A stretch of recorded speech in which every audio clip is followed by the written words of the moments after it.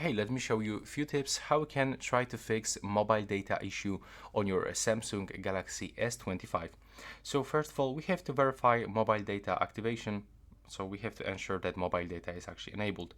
So first of all, you can just simply open this quick settings panel and here just tap on the mobile data. Be sure that you activate them.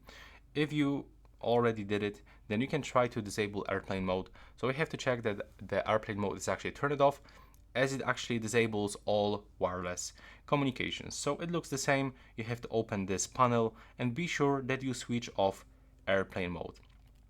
You can also try to simply reboot your phone so it can resolve temporary glitches. You will have to press and hold the power button and the volume down button at the same time until you get this power off menu, and keep holding all the time until the screen goes black.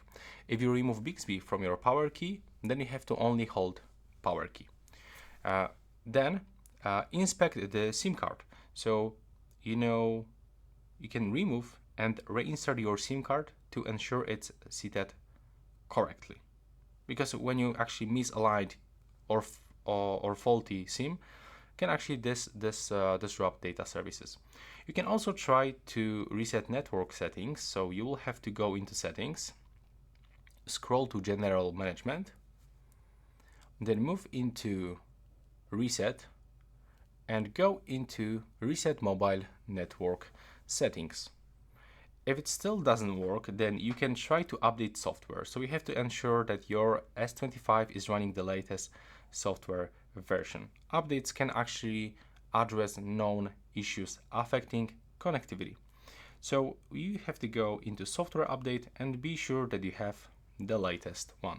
Okay, and the last one, you can also contact your carrier if the issue persists. So reach out to your mobile service provider to check for some network outages or account related problems.